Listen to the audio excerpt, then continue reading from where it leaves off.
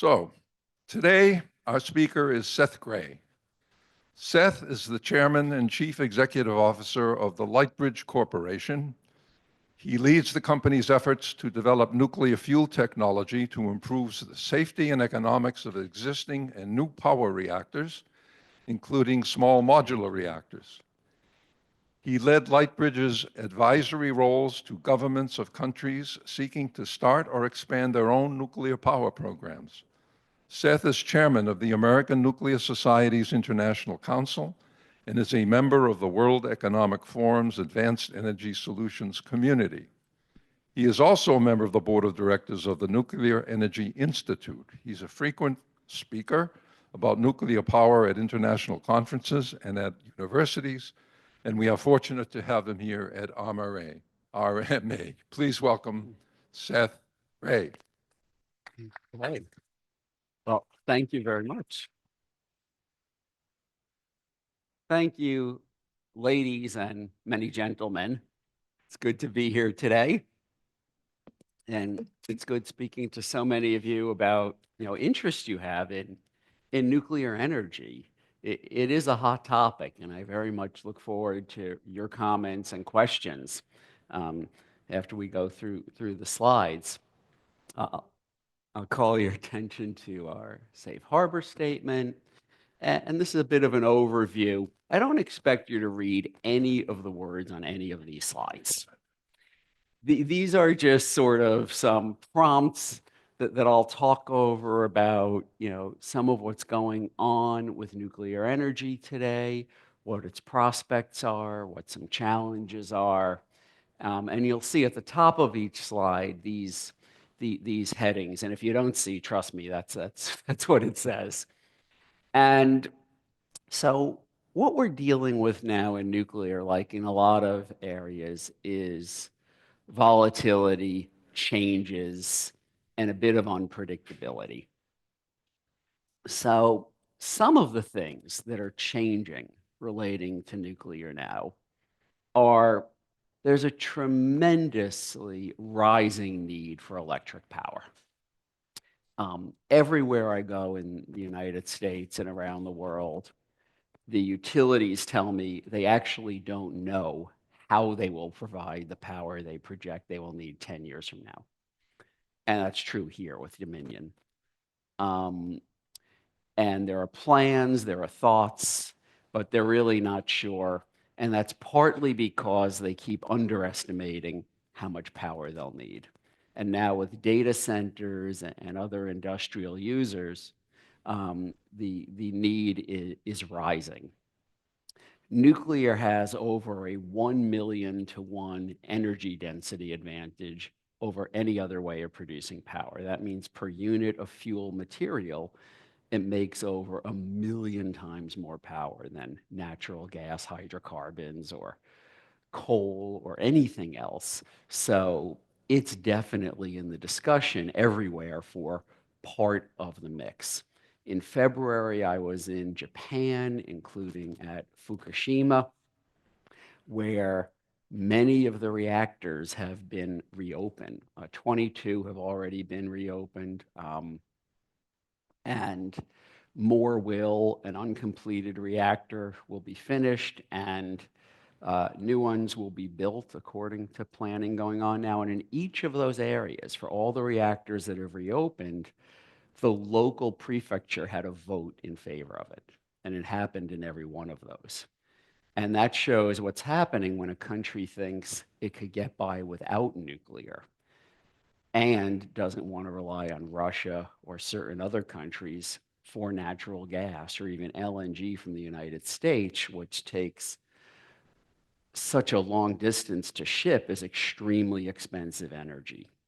And that's hard to compete in a modern economy. So the people of Japan, by a fairly large margin, are now polling in favor of nuclear power, and that's shown in the local votes as well, increasing power. Energy security, as we mentioned, has so many dimensions to it. It's partly not wanting to rely on Russia for fossil fuels, or Qatar, or depending on who you think might not have your national security in mind to cut you off. It's partly that China or others could have a cyber attack on a grid and take it down. And there are certain facilities you don't want to go down, like military bases. So small reactors on military bases for national security can make sense, but also for other critical infrastructure that you wouldn't want to lose if the grid goes down to a cyber or physical attack. There are climate commitments, and it's very interesting how much nuclear has been part of this. In my role for the American Nuclear Society, I've been at the last three COPs, the UN climate conventions around the world, and how much nuclear has become a focus at each of them is quite amazing, including about a year and a half ago in Dubai at COP28, when the United States and many other countries made a declaration at COP to triple nuclear globally by 2050. And then the United States, this past November, pledged at COP to triple nuclear domestically as part of that by 2050.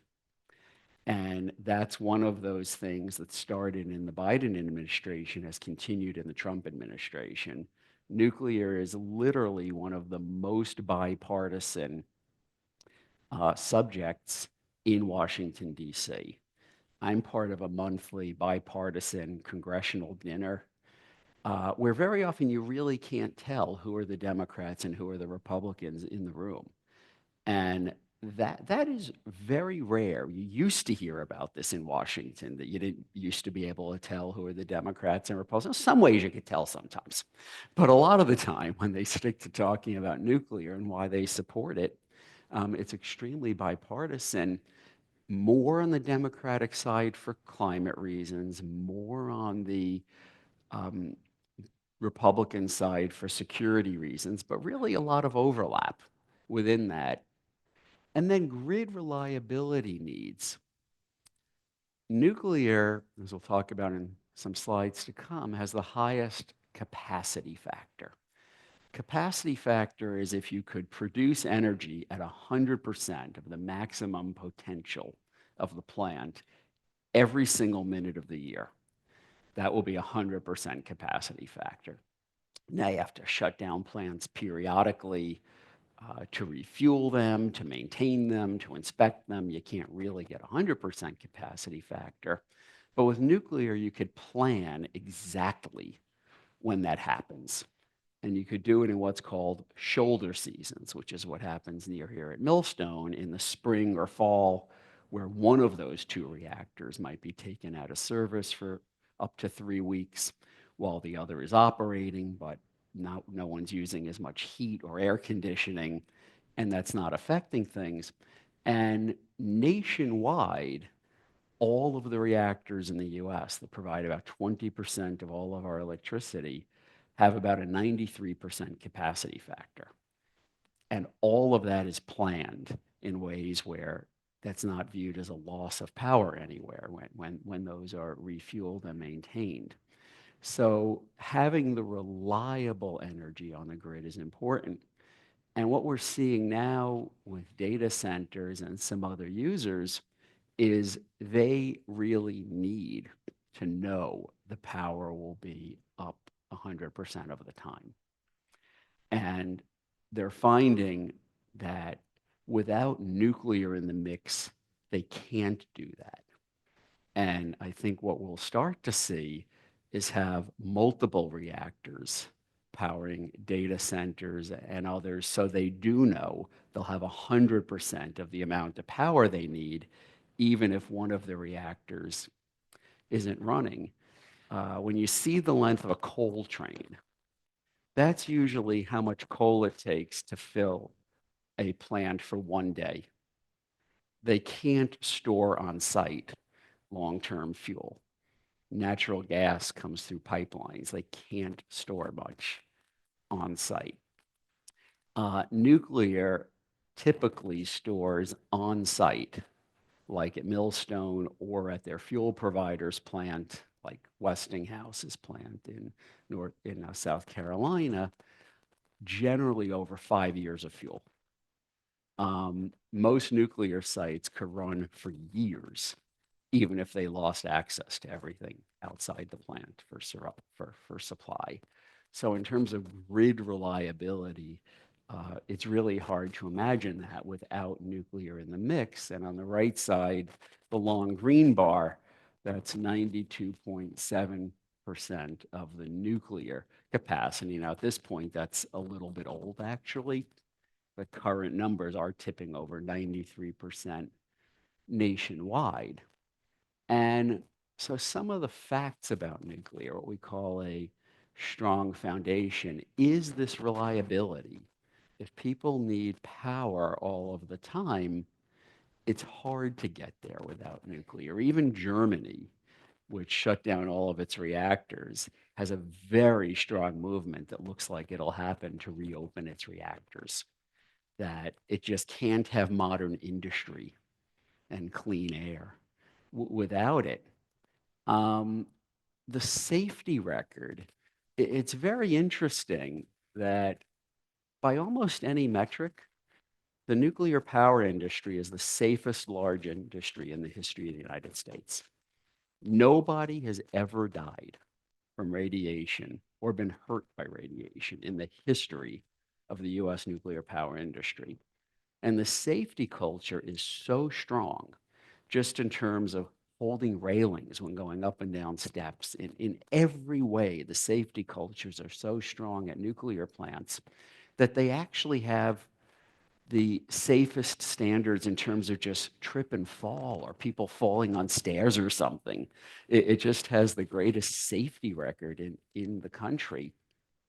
And right now, you could think of it, if a typical large reactor is 1,000 megawatts electric, 400 of them in the world. The plans that so many countries are buying into is triple that. So add another 800 equivalent by 2050. And some of that will be more large reactors. Some of that will be larger numbers of small reactors in different areas. And we'll go through where some of those might be placed and why. But in the US, we have 94 plants, including 2 at Millstone. 94 out of, it's actually 419 in the world, but they average out to 400, 1,000 megawatt plants of power, because some of those are smaller around the world. 94 in the US. That's amazing. That small number of plants provides 20% of our electric power. And I use the word power deliberately because energy can be intermittent. So wind or solar, that sometimes and unpredictably doesn't provide any power at all or any energy at all, or only a small amount, or sometimes overproduces, doesn't have the battery technology for large-scale commercial storage of energy in a way that can make commercial sense. We can't back up New York City on wind and solar from batteries in a way that makes economic sense. And we're not going to be able to do that anytime in the foreseeable future. And the more we're moving toward industries and needs that need full power 24/7, the more we need nuclear in the mix if we're going to have affordable energy all of the time. So there's value in the existing reactors. And we've seen literally just about every operating reactor in the United States have its licenses extended. And then some are getting extended again. And some people make the mistake of saying these reactors were originally designed to run for 40 years. That's actually not true. The 40-year original license was simply a licensing determination so that the regulator would get another look at it at a certain period of time to make sure that it was maintained and could be operated safely going forward. And if it hadn't been maintained and operated right, then it couldn't. So all of these reactors have been going from 40 years to 60 years. Several are now in licensing to go from 60 to 80 years of operation. And many are already talking about going from 80 to 100 years of operation. And these reactors have very strong, robust containment domes that keep everything safe inside them, that are much stronger and more resilient than the pyramids. And the reactor pressure vessel inside them that has the nuclear core in it is similarly extremely robust. And there's a joke at nuclear power plants when they get these 20-year license extensions that the only thing in here that's 40 years old is the original license hanging on the wall. That they really are, replacing, piping, pumps, and valves as they go along to keep everything like new. So it's not that you're going to have sort of 100-year-old nuclear reactor in a sense, still running with all of its parts. And it's very impressive to visit a nuclear plant, and I'd really recommend it, if you ever have the opportunity. First of all, the places are extremely clean. You can't imagine just how clean everything is. And you'll just feel the safety culture of everybody around you and how serious they are about it. And a lot of them come from the Navy or backgrounds that had that kind of culture to make sure everything's perfect, before they ever got to that plant. And it's a very impressive group also just on how many skills they have. So the people in the control room who operate the reactors are also fully trained firefighters and other people who can serve their broader communities in other ways too. And it is amazing how many of them could, if need be, just fill in for others and how up they are in their licensing and their skills. And the policy support for the existing fleet is very interesting. That's resulted in closed reactors even now reopening. So a company called Holtec is in the process of reopening the closed Palisades reactor in Michigan that powers Chicago and parts of Michigan. We have Microsoft entering into a long-term power purchase agreement with Constellation to reopen 3 Mile Island Unit 1. It says something about support for nuclear power in the United States, that of all the reactors to reopen, 3 Mile Island, with strong support of the local community and the state of Pennsylvania, with bipartisan support led by Democratic Governor Josh Shapiro. The NextEra utility is in the process of the early stages, what looks like almost certain, of reopening the Duane Arnold nuclear power plant in Iowa. So the low-hanging fruit seems to be reopen closed reactors, but also there are ways now of increasing the power output of the reactors, and a lot of that is going on, and that's part of what we're working on at Lightbridge.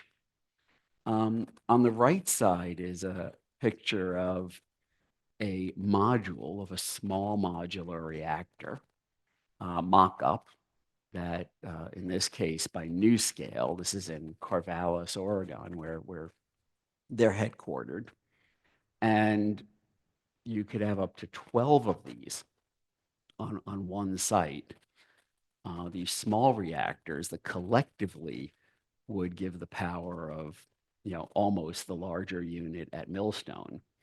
And one of the advantages of having so many small reactors clustered together is, for example, for data centers, even though one of them will always be in refueling and maintenance, you have 11 of them that are essentially at 100% capacity factor or extremely close to it. So you could have a group of small reactors that you could think of a subset of them, like 11 out of 12, that are constantly running and providing the power that modern industry needs. These small ones are also good for if you think of right-sized energy for places that don't need the power of large reactors. Now, there are reasons why these small reactors might have more expensive electricity than the large reactors. Nuclear has economies of scale. So per unit of concrete, per unit of steel, the big reactors tend to have a lower cost of electricity. But the small reactors might have some tricks to overcome that, and we'll see if that happens, including the modular construction, production in factories, production at shipyards, where you might get economies of scale of just mass production that can drive down costs. They also have strategic advantages, and we'll see on another slide some of the reasons why coal plant sites are very good for putting these small modular reactors.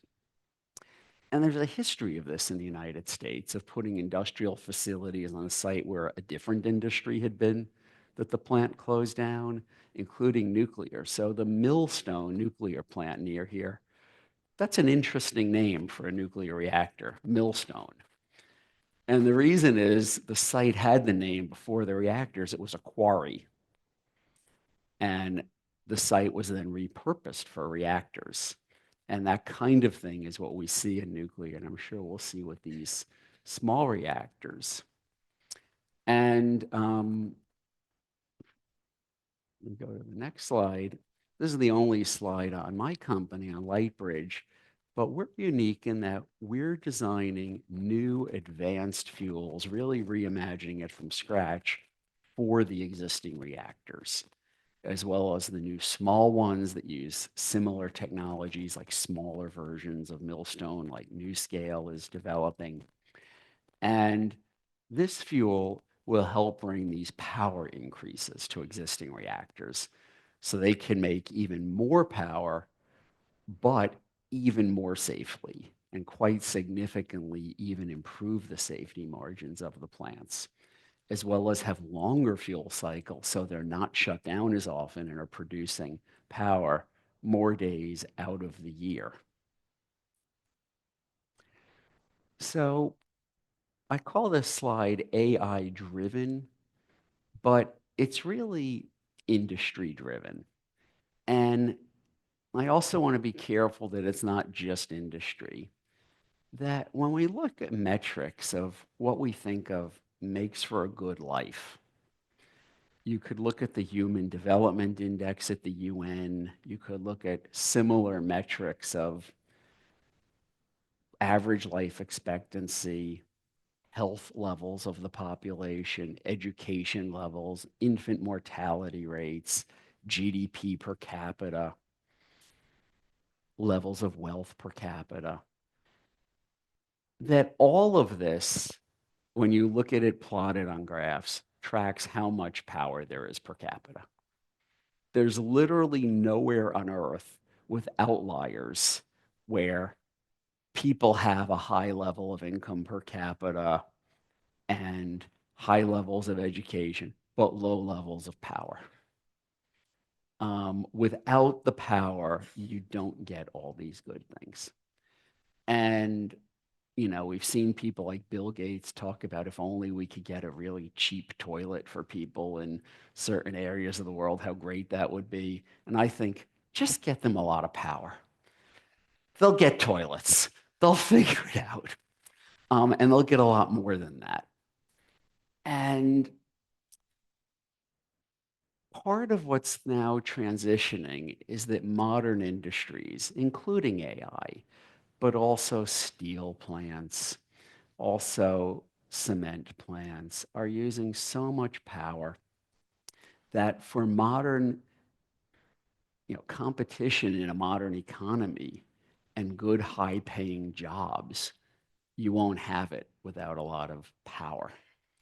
And it's partly this unprecedented data center growth. I'll tell you a quick story. Less than a year ago, I was in an event where Joe Dominguez spoke. He's the CEO of Constellation, the largest owner and operator of nuclear plants in the US. And Microsoft had offered this power purchase agreement for clean power of about 700 megawatts electric, about the power of the smaller unit at Millstone, to power data centers.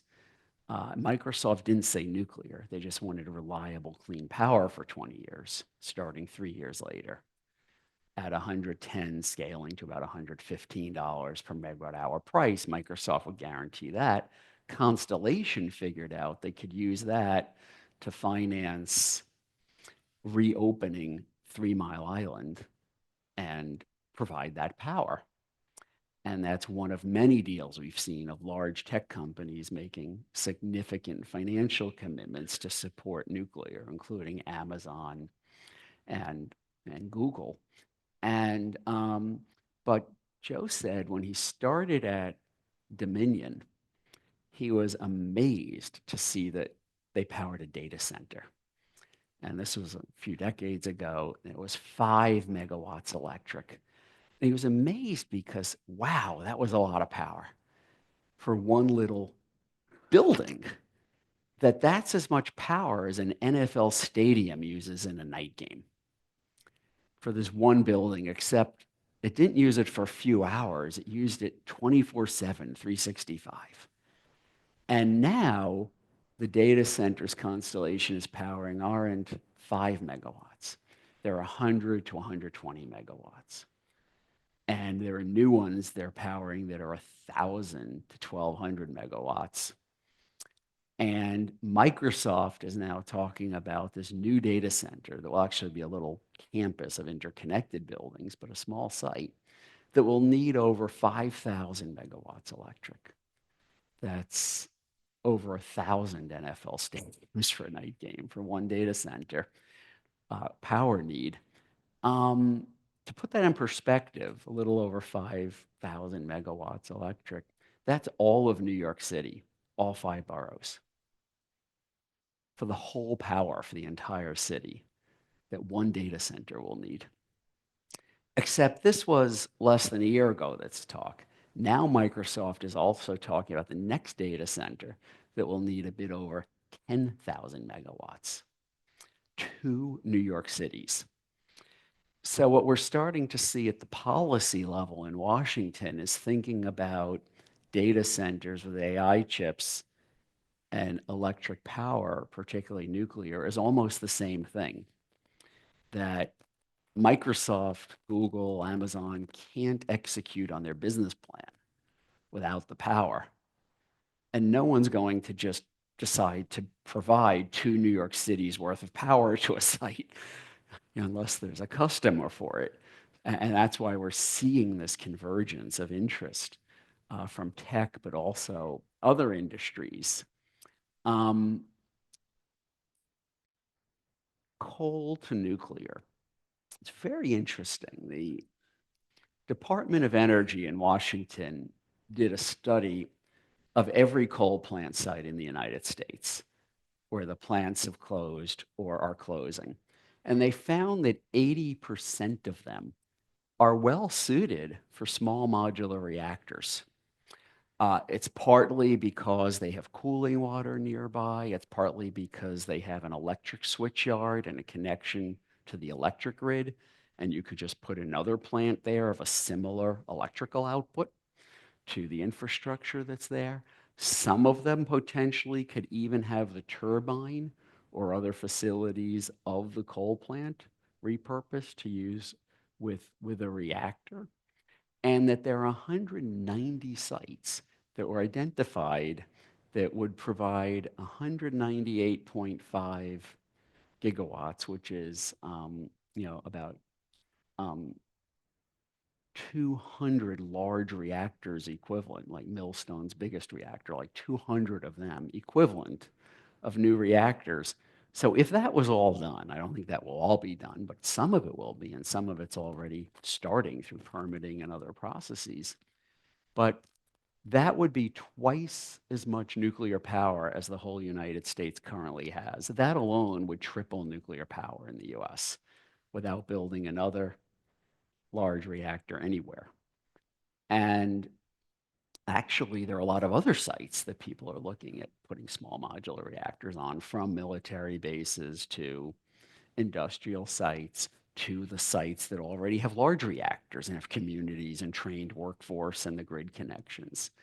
And that one of the positives of some of these sites, like coal plants, is that a lot of these communities really revolve economically around the plant and are devastated if the plant closes.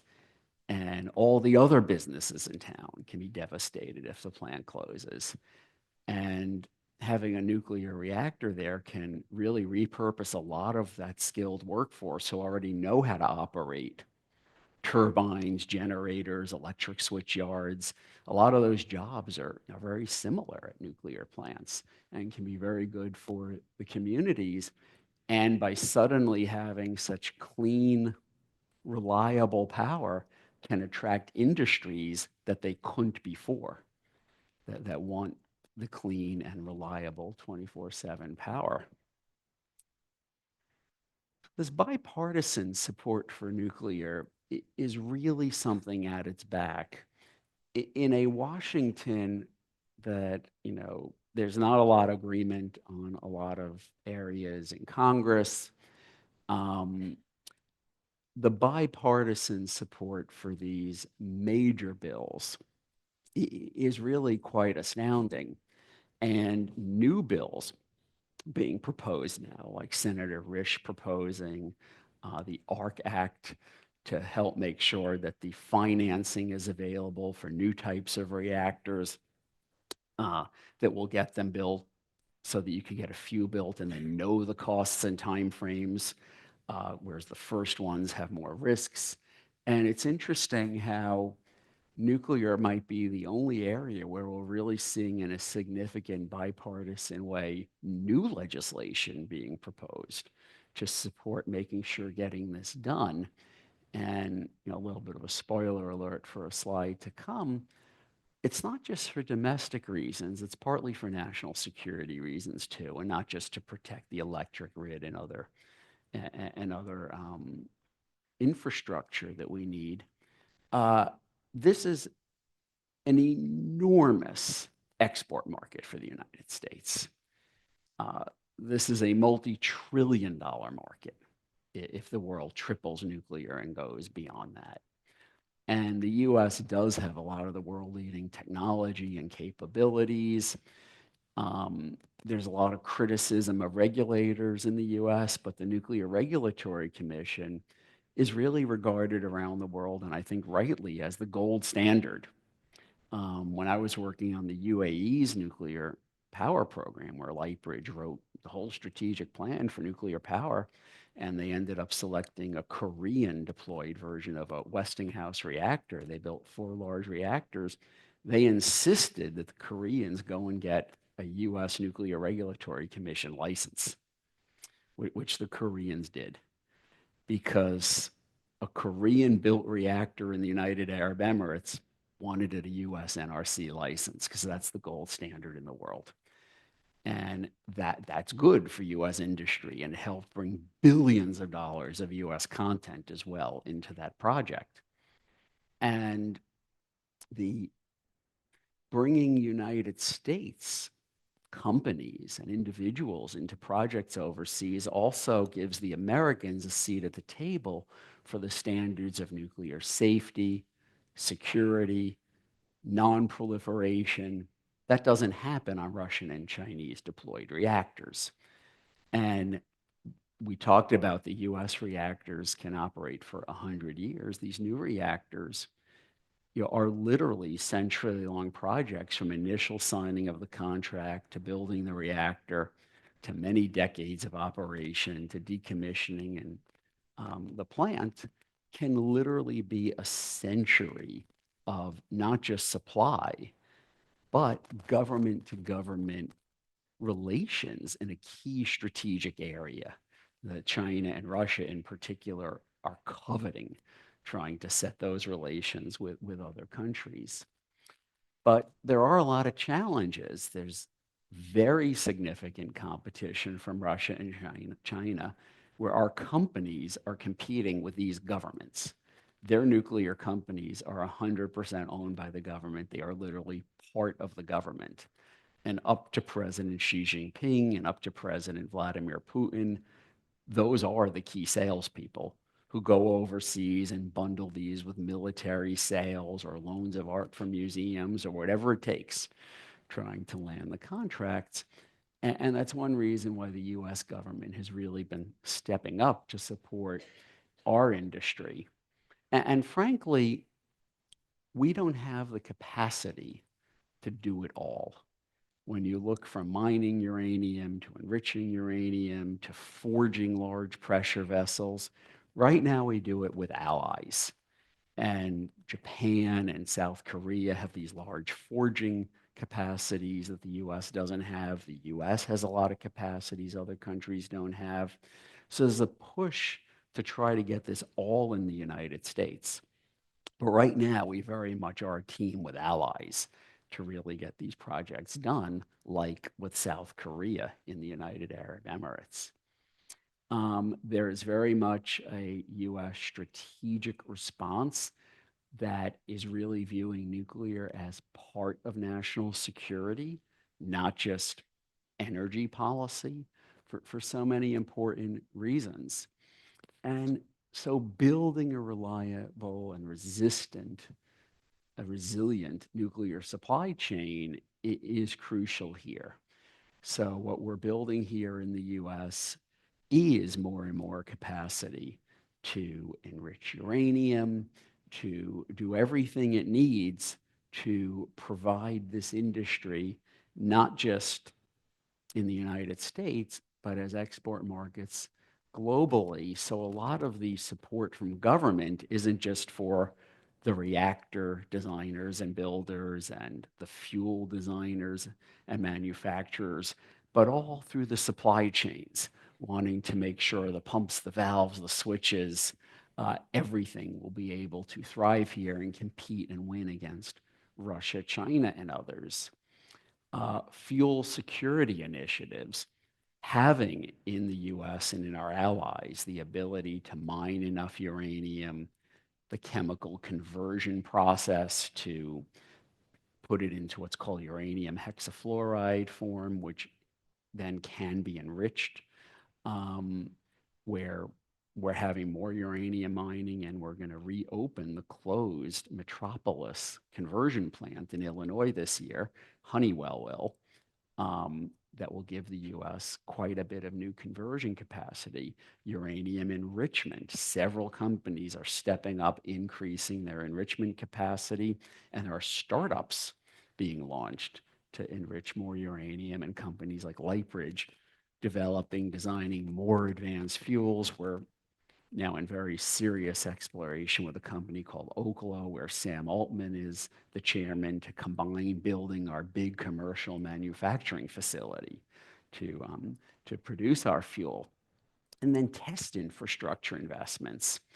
At Lightbridge, we're very lucky, as a few other companies are, that the US government has taken government facilities like the big what's called advanced test reactor at Idaho National Laboratory that was only ever used for government purposes, particularly the Navy, for reactors and fuels for submarines and aircraft carriers, and opened it to a limited number of companies that we could test our things there.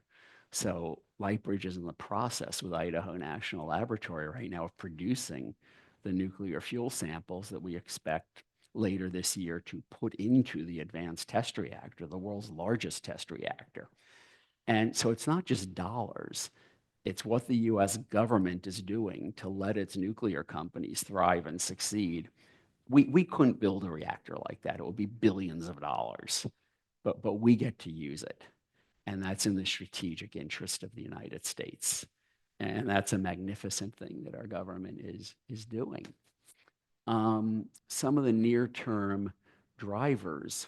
So existing fleet optimization, this includes the further licensing to keep the plants operating, but with very rigorous inspection by the Nuclear Regulatory Commission, very exacting standards by industry. I could tell you, as tough as the NRC standards are, the industry's own standards are actually often tougher. Lightbridge, we're a publicly traded company on the NASDAQ, so we comply with Sarbanes-Oxley. We're under SEC regulation. I could tell you our nuclear quality assurance program is even more rigorous. As much as we take so seriously and comply with SEC regulations, with Sarbanes-Oxley on our financial reporting, that the quality and standards of making sure all the nuclear data can be trusted and is exacting is even tougher. And that's a very good thing. And again, we're seeing shuttered plants restarting here, Japan, probably soon Germany, more countries to come. And initial SMR deployments, a company called TerraPower, where Bill Gates is the chairman, has started construction of an advanced small modular reactor in the town of Kemmer, Wyoming, where a coal plant has shut down, and they'll be applying for an NRC operating license. GE Hitachi's BWRX-300, a small boiling water reactor. That was the type of reactor that GE deployed as the first unit at Millstone, which closed years ago.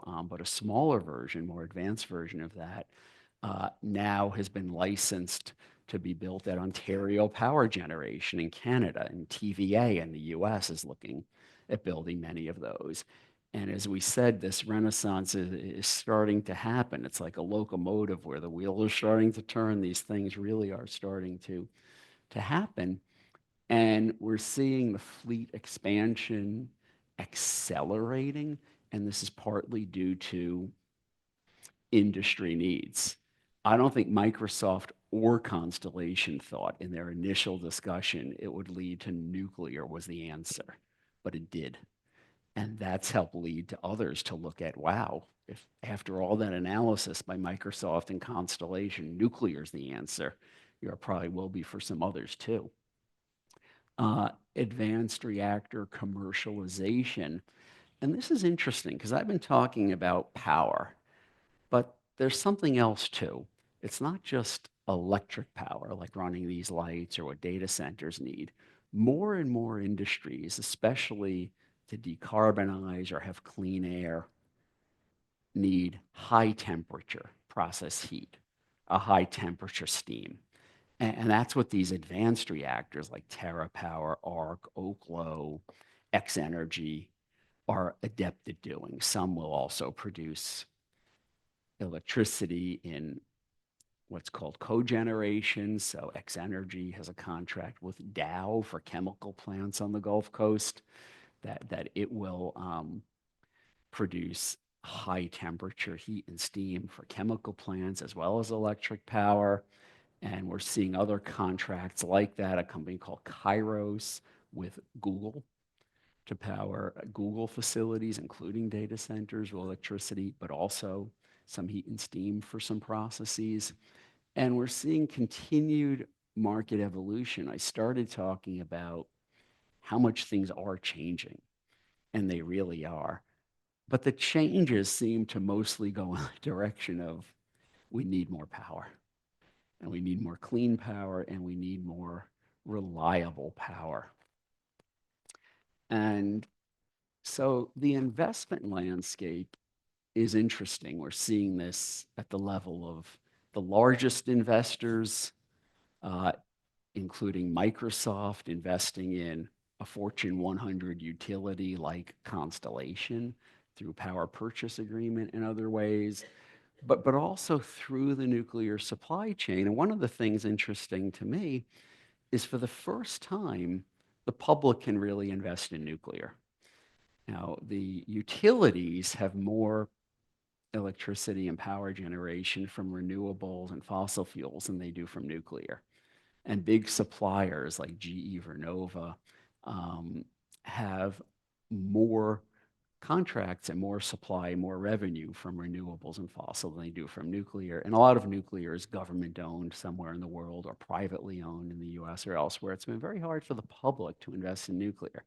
But now we have this growing group of pure nuclear or almost pure nuclear publicly traded companies in different aspects of nuclear. Companies like NuScale for a small modular reactor, small pressurized water reactor, or Oklo for advanced reactors, or Lightbridge for advanced fuels, or Centrus for enriching uranium, and several different pure nuclear companies that people can invest in kind of a diversified way. So it doesn't surprise me when you look at our stock charts and they're almost identical in a lot of ways because people are kind of, I think, investing in the basket of them. And there are different risk mitigation approaches like all this federal support that help reduce the risk of getting these new technologies deployed because it is so strongly in our government's interest that we do, including to compete internationally. Some of the current challenges are project execution. A lot of large reactors have taken too long and cost much too much to deploy. And traditionally in nuclear, you have to get to about the 6th or the 7th, almost identical reactor deployed by the same team to get to an acceptable cost and time frame from there forward at an nth of a kind deployment.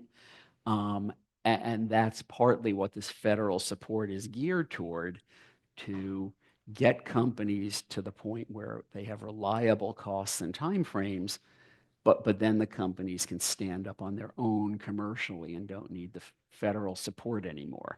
There's a lot more regulatory efficiency where the NRC is speeding up and making more certain its regulatory processes. And so some of the key takeaways are this nuclear renaissance is underway. The policy environment is increasingly supportive.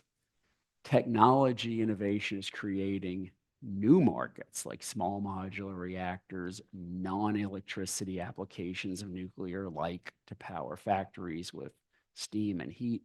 And there are multiple entry points for strategic investment.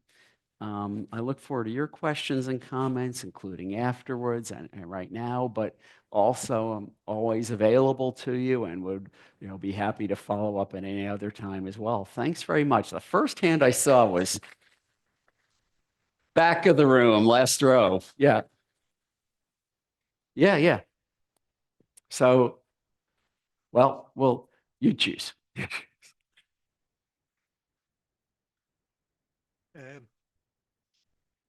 The main problem for nuclear is the waste. Yes. So the question is there any funding in the pipeline to be able to generate fusion, to use fusion to generate energy? Well, so two points there. One is on the waste. So the fuel that's loaded into reactors like millstone is then taken out, and there is no other waste. There's nothing liquid. It's just those rods.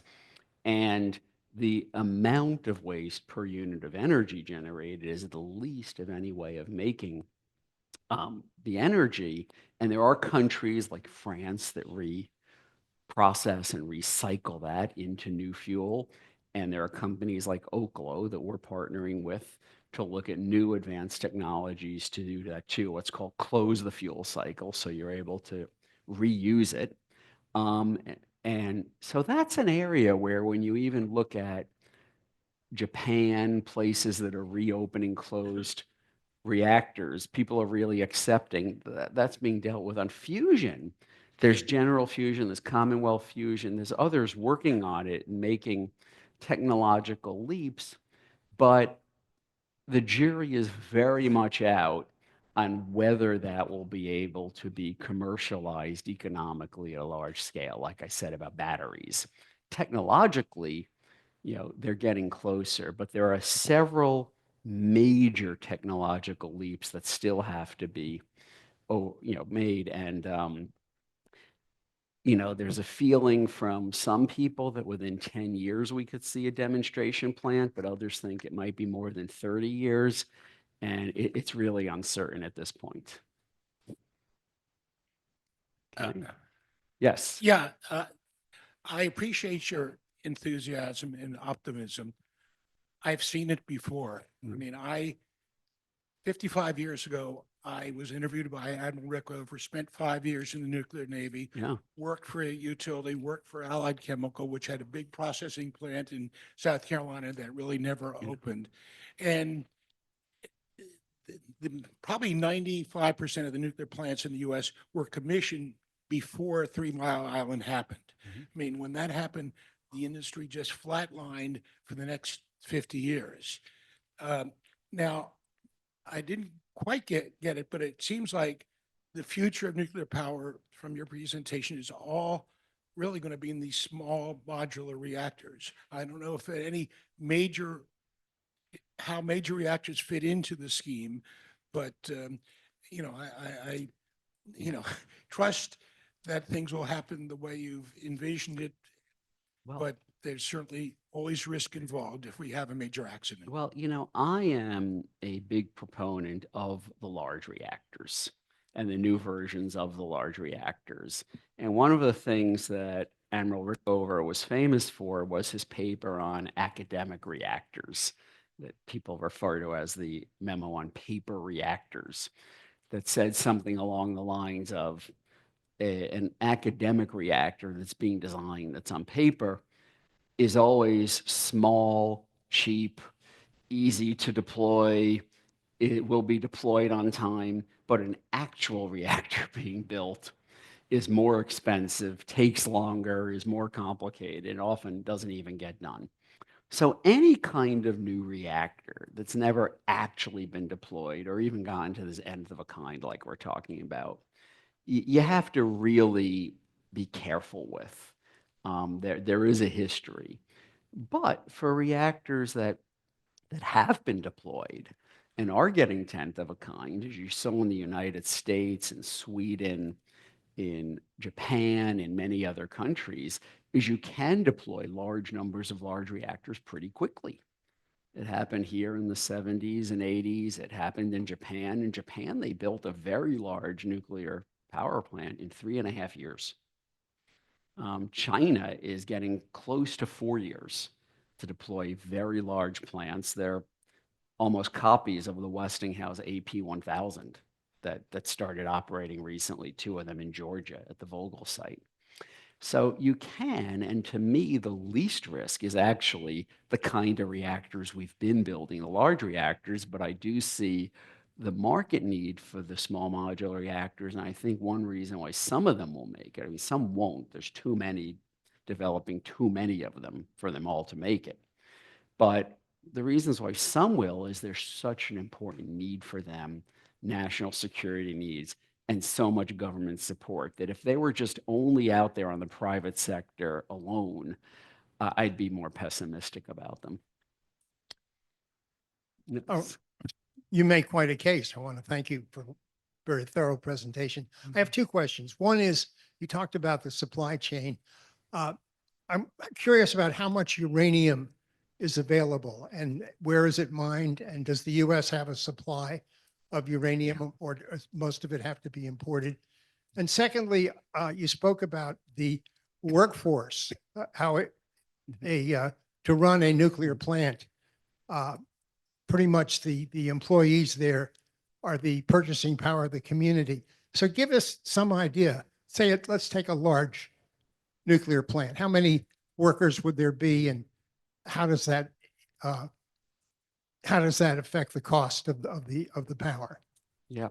So on uranium, I think it's fair to say there's a glut right now in the world. And that's partly because there was this ramp up for a nuclear renaissance that didn't happen after Fukushima. And it's partly because after Fukushima, Japanese utilities kept their contracts active buying uranium, even as all of them in the country were shut down for so many years. So there's a bit of a glut of uranium in the world right now, but the need will start to outrun that. And the largest producer in the world is Kazakhstan, which is sort of supplying everybody. The second largest is Australia, which could provide much more than Kazakhstan, which has the most high-grade uranium in the ground in the world, but just has chosen not to, including states in Australia that haven't mined uranium but are moving towards doing it.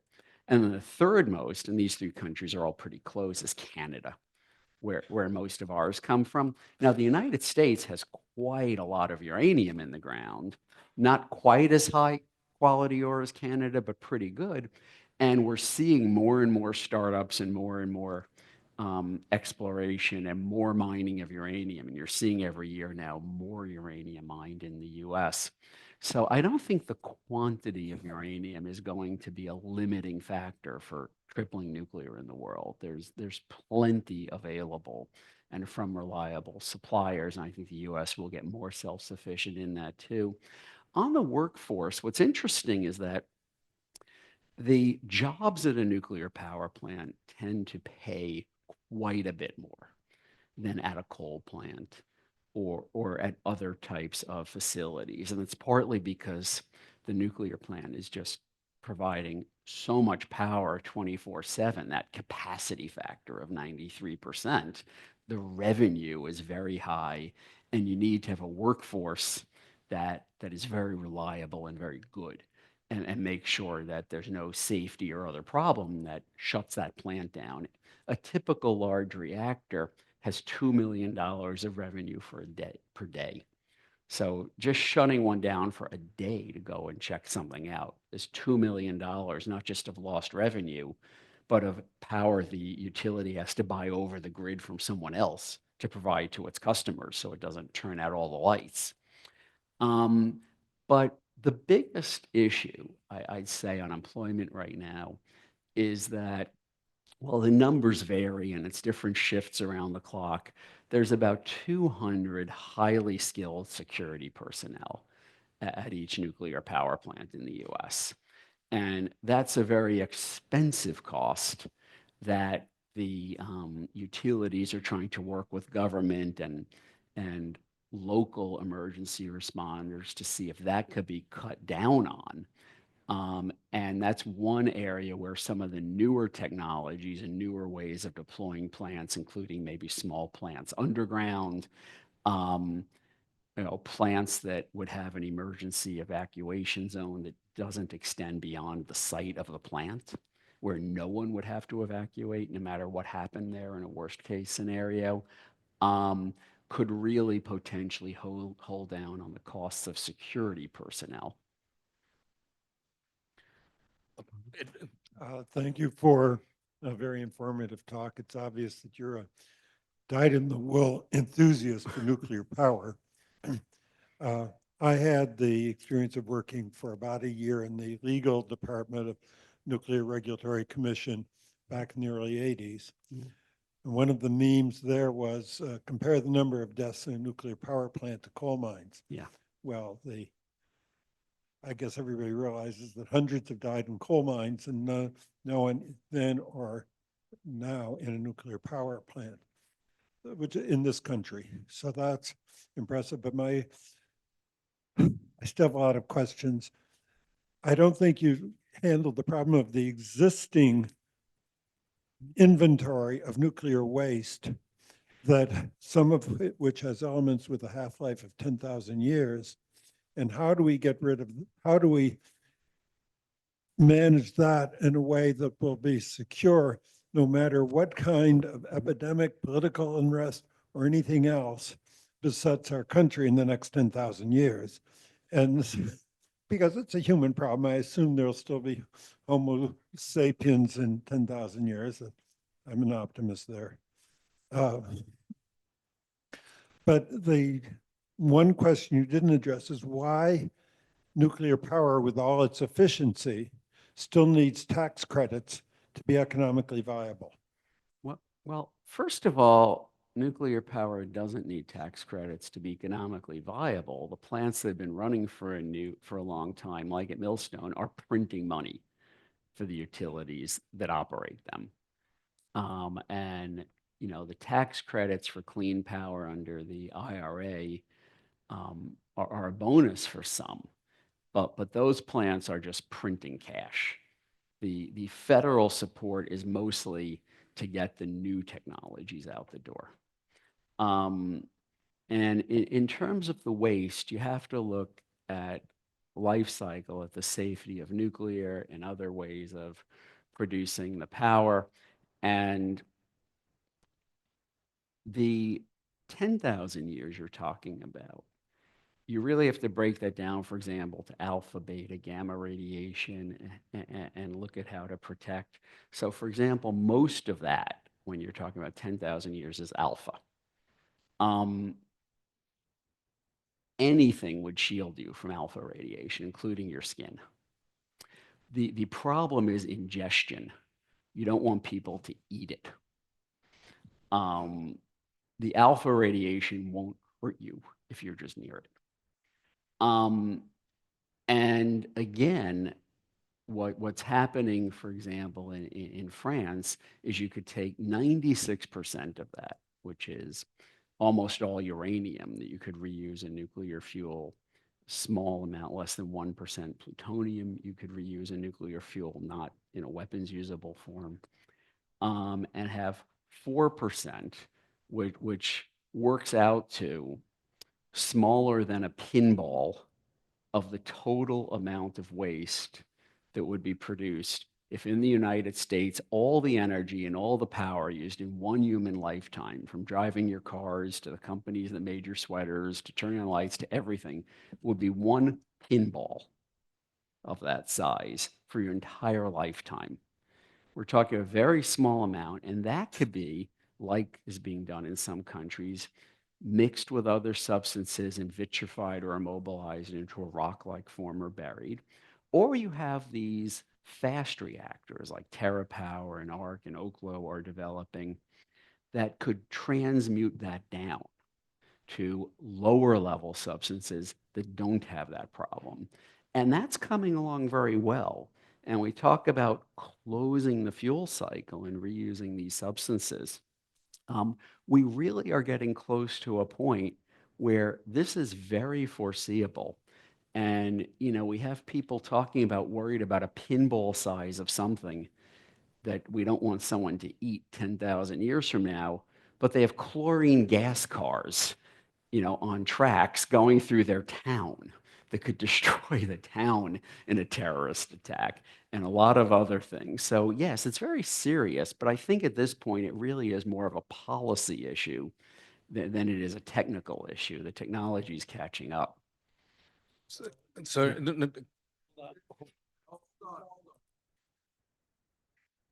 Well, I will just say there is a very strong bipartisan push to do that right now, including support for reprocessing at the NRC and in Congress and at DOE. And for example, the Oklo Lightbridge partnership, where we're combining our technologies and our approach to try to solve this kind of thing. thank you for the presentation. It was excellent. I learned a lot. There's one concern that I have, which is bureaucracy. I've read this book by Ezra Klein, Abundance, Yes. and it just points out the incredible hurdles, regulatory hurdles that the federal government throws on all sorts of issues.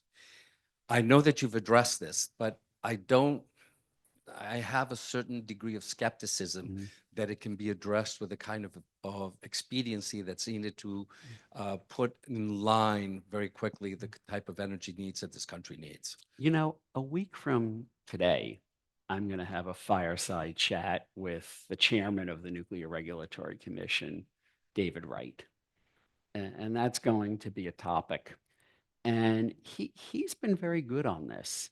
And we're seeing the Advance Act from Congress where the NRC needs to have more predictable licensing times and costs and lower costs and faster licensing without compromising safety. And one thing the NRC did recently was it changed its mission statement from just focusing on safety to keeping the same safety level, but with a focus on deployment. So that things have to be deployed safely. Because in keeping with Ezra Klein's book, the safest reactor or other nuclear facility is the one that never gets built or never operates. So the mission now is that you see in some other countries is the regulator has to have it deployed at meeting the safety levels. And the NRC really is moving on doing that. And we're seeing real movement on the ground and a lot of progress. And I think we're going to make a video of my fireside chat available online next week with David Wright. And I think you'll hear a lot about this. Seth, I want to thank you very, very much for a wonderful talk. And those of you who have more questions, he'll be hanging around for a few minutes. Okay. Thank you. Thank you so much.